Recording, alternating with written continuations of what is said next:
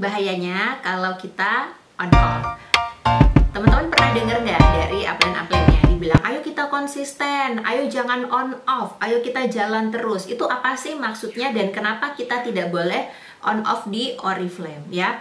Kenapa? Karena teman-teman ini adalah bisnis kepercayaan, ini adalah bisnis kepemimpinan, dan ini adalah bisnis manusia ya. Begitu kita off, maka jaringan yang sudah kita bentuk, komunitas yang sudah kita bentuk di bawah kita, mereka akan melihat kita ya, dan mereka akan meniru apa yang kita lakukan. Kecuali teman-teman misalnya punya downline yang sudah kekeh banget motivasinya dari dalam, dia bisa jalan sendiri ya. Ini biasanya udah terjadi di level-level tinggi. Tapi kalau misalnya teman-teman masih baru merintis ya, masih di beauty influencer atau SM atau director, dan teman-teman on off ya, maka downline-nya sebagian besar pasti akan melihat dan mengikuti.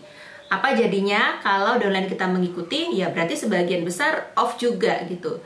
Jadi kita ini di Oriflame sama kayak lagi meniti tangga eskalator yang tangganya itu turun tapi kita disuruh naik ke atas. Apa yang terjadi teman-teman ketika kita tidak melangkahkan kaki ke atas berusaha melawan si tangga turun itu?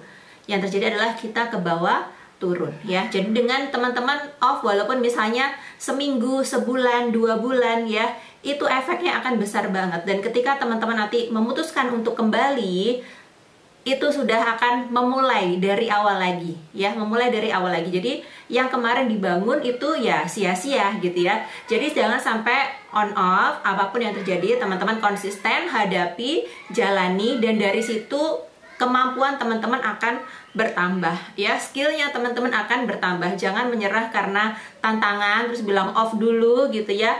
Walaupun misalnya aduh aku lagi misalnya ya lagi ujian kuliah, justru ketika teman-teman diuji dan jalan terus, downline-nya pun akan melihat ya, dan mereka akan mencontoh upline-nya. Aku lagi cuti melahirkan misalnya ya, jangan sampai cuti juga Oriflame-nya. Kenapa?